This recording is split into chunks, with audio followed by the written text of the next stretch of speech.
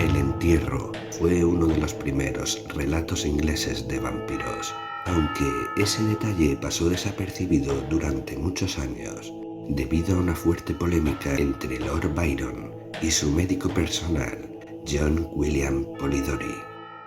El entierro fue plagiado por John William Polidori en el relato El vampiro, a tal punto que la versión original de Lord Byron, por cierto no terminada, fue olvidada por completo. El vampiro de John William Polidori es protagonizado por Lord Ruthven, personaje que también fue utilizado por Charles Nodier, especie de vampiro desalmado basado en el propio Lord Byron. Este cuento fue el resultado de una propuesta literaria formulada en 1816 en la mítica Villa Diodati, donde un grupo de autores se decidieron a crear una serie de historias de terror.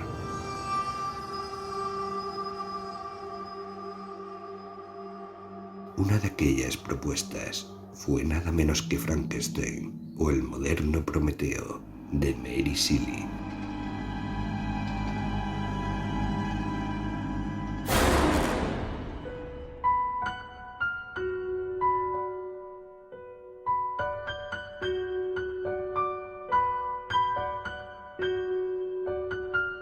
John William Polidori publicó El vampiro en 1819, ganando algo de reconocimiento hasta que Lord Byron lo acusó de plagio. La disputa pasó al olvido debido a que el cuento de Lord Byron, El entierro, nunca se terminó. Sin embargo, basta constatar ambas historias para advertir que tanto el protagonista de El entierro como su argumento coinciden casi a la perfección con El vampiro de John William Polidori.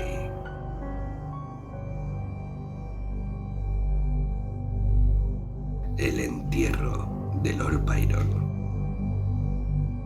En el año 1700, después de haber meditado algún tiempo sobre la posibilidad de viajar por tierras ignoradas por los viajeros, partí en compañía de un amigo a quien me referiré como August Darvel.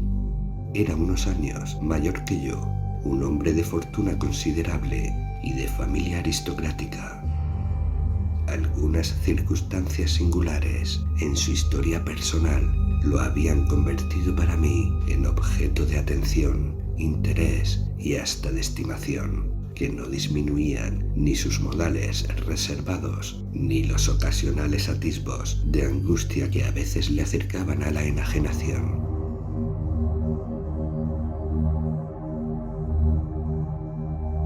Yo era todavía un joven y había empezado a vivir temprano, pero mi intimidad con él era reciente. Asistimos a la misma escuela y universidad.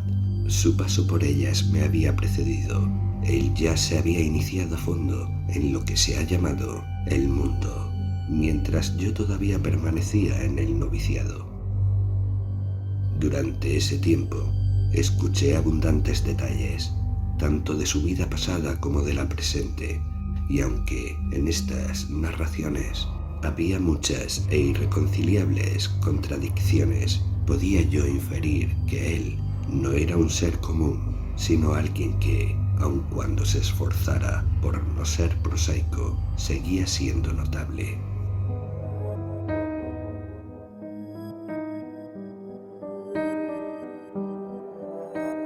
Había trabado conocimiento con él e intenté conquistar posteriormente su amistad, pero parecía que ésta era inalcanzable. Los afectos que pudiera haber sentido aparentaban para entonces o haberse extinto o concentrarse en él.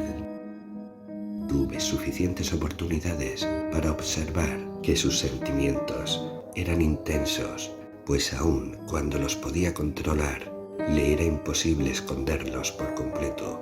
Sin embargo, tenía la facultad de dar a una pasión la apariencia de otra, de modo que resultaba difícil definir la naturaleza de lo que sucedía en su interior y las expresiones de su rostro. podían variar con tal rapidez, aunque ligeramente, que resultaba inútil tratar de escrutar su origen. Era manifiesto cómo lo dominaba una angustia incurable, pero nunca pude descubrir si era a causa de la ambición, el amor, el remordimiento o la pena, de uno solo de todos estos, o sencillamente por un temperamento mórbido, semejante a una enfermedad. Existían circunstancias supuestas que habrían podido justificar su atribución a cualquiera de estas causas, pero como antes dije, estas eran tan contrarias que ninguna podía considerarse definitiva.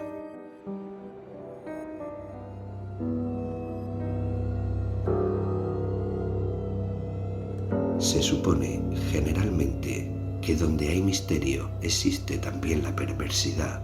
No sé cómo pueda ser esto, pero es un hecho que en él existía el primero, aunque no podría atestiguar los alcances de la segunda, y estaba poco dispuesto, en lo que a él se refería, a creer en su existencia.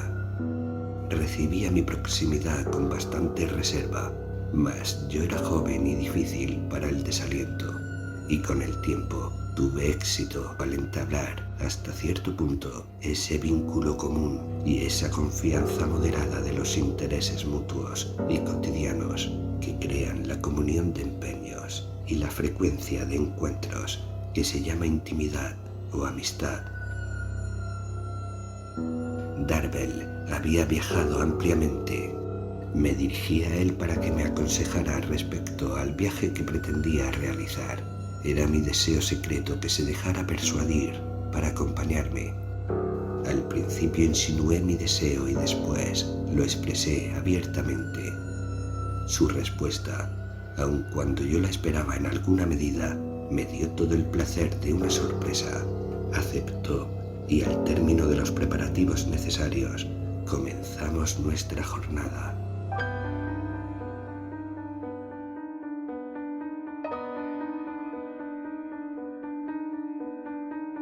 Después de viajar por varios países del sur de Europa, volvimos la atención hacia el este, de acuerdo con nuestro destino original, y fue en este recorrido, a través de estos lugares, que ocurrió el incidente que da ocasión a mi relato.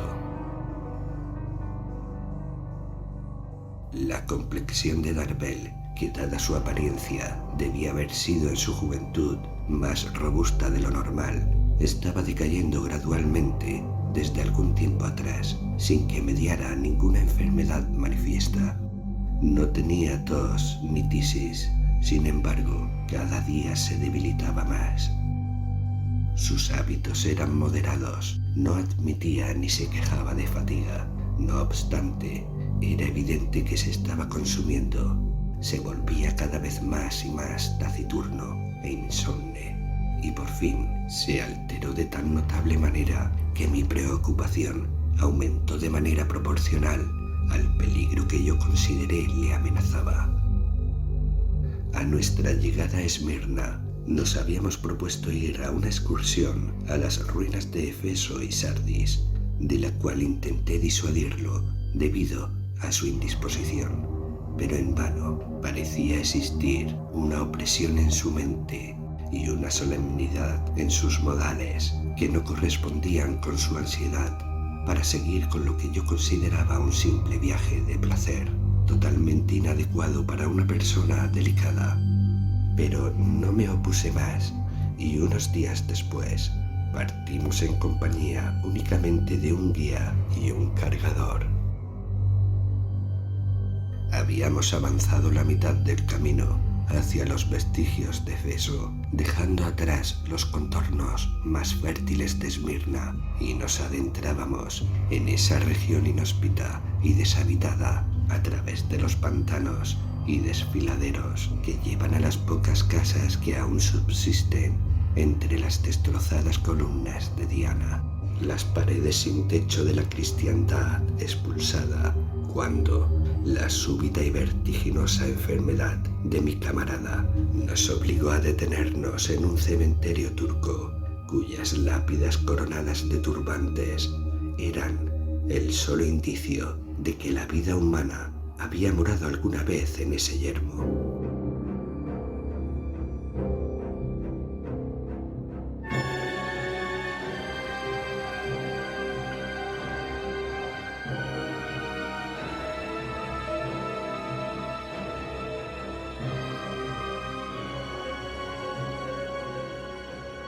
La única caravana que vimos había quedado unas horas atrás. No se podía ver ni esperar vestigio alguno de pueblo o cabaña siquiera. Y esta ciudad de los muertos parecía el único refugio para mi desafortunado amigo, quien se veía próximo a convertirse en su siguiente morador. En esta situación busqué por los alrededores un lugar en el que pudiera reposar con más comodidad. Al contrario del aspecto usual de los cementerios orientales, los cipreses de este eran escasos, esparcidos sobre toda la superficie. La mayoría de las tumbas estaban derruidas y desgastadas por los años. Sobre una de las más grandes y bajo de uno de los árboles más frondosos, Darvel se apoyó, inclinándose con gran dificultad. Pidió agua. Yo dudaba que pudiéramos encontrarla, aunque me dispuse a ir a buscarla a pesar de mi desaliento, pero él deseaba que yo permaneciera con él, y volviéndose hacia Soleiman, nuestro cargador, que fumaba con gran tranquilidad, le dijo: Suleiman, Berbenasu, es decir, trae un poco de agua, y continuó diciéndole con gran detalle el punto donde podría encontrarla. Era un pequeño pozo para camellos, algunos cientos de yardas a la derecha. El genizar obedeció. Le dije a Darvel: ¿Cómo supo esto? Por nuestra posición, repuso. Usted debe notar que el lugar estuvo habitado alguna vez, y no podría haberlo estado sin manantiales. Además, ya he estado aquí antes. ¿Usted ya ha estado aquí? ¿Cómo nunca me lo mencionó? ¿Y qué hacía usted en lugar semejante, donde nadie puede permanecer un momento más sin pedir ayuda? A esta pregunta no recibí respuesta alguna. Mientras tanto, Suleiman regresó con el agua y dejó al guía y a los caballos en la fuente. Parecía que al mitigar su sed, Darvel revivió por un momento y albergué la esperanza de que pudiese continuar, o por lo menos regresar, y lo exhorté a intentarlo. Él guardó silencio. Parecía poner orden en sus pensamientos antes de esforzarse al hablar. Este es el fin de mi jornada y de mi vida. Vine hasta aquí para morir, pero tengo una súplica que hacer, una orden que dar, pues tales deben ser mis últimas palabras. ¿La cumplirá? Desde luego, pero tengo mejores intenciones. Yo no tengo esperanzas ni deseos, sino este: oculte mi muerte a todo ser humano. Espero que no se presente la ocasión. Usted se recuperará y silencio. Así debe ser. Prométalo, júrelo por lo más. Aquí pronunció un juramento de gran solemnidad. No hay razón para ello. Yo cumpliré con su petición, y dudar de mí no puedo evitarlo. Debe usted jurar. Pronuncié el juramento, y eso pareció aliviarlo. Se quitó del dedo un anillo de sello que tenía grabados algunos caracteres arábigos y me lo dio. Cuando llegue el 9º día del mes, precisamente al mediodía, el mes que usted guste, pero el día debe ser ese, usted deberá arrojar este anillo a las fuentes de agua salada que alimentan la bahía de Eleusis. Al día siguiente, a la misma hora, deberá dirigirse a las ruinas del templo de Ceres y esperar una hora. ¿Pero para qué? Ya lo verá. ¿Dice usted que el 9º día del mes? Sí, el 9º. Cuando hice la observación de que el presente era el 9º día del mes, su semblante cambió e hizo pausa.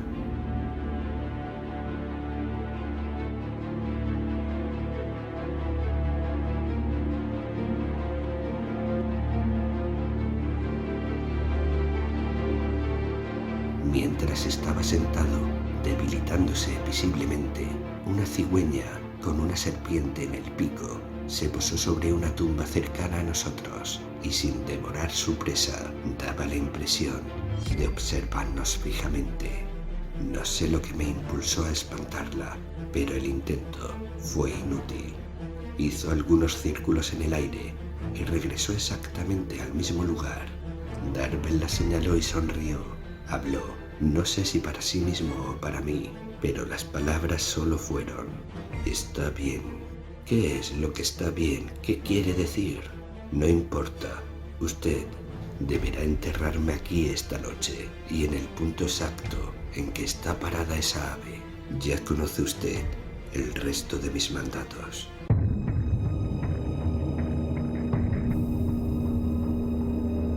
Entonces procedió a darme algunas instrucciones sobre cómo podía ocultar mejor su muerte. Cuando terminó, dijo: ¿Ve usted esa ave?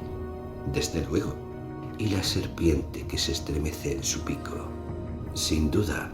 No hay nada raro en ello. Es su presa natural. Pero resulta extraño que no la devore. Entonces se rió de una manera espectral y dijo lánguidamente: todavía no es el momento. Mientras hablaba, la cigüeña emprendió el vuelo. La seguí con los ojos un instante. No pude haber tardado más que en contar 10. Sentí aumentar el peso de Darvel, por poco que fuese, sobre mi hombro, y al volver a verlo a la cara, vi que había muerto. Me impresionó la repentina certeza inconfundible. En pocos minutos, su semblante se tornó casi negro. Hubiera podido atribuir ese cambio tan rápido a la acción de algún veneno si no hubiera estado consciente de que no tuvo oportunidad alguna de tomarlo sin que yo me diera cuenta. El día se acercaba a su final. El cuerpo se descomponía con rapidez. No quedaba nada más que cumplir su petición.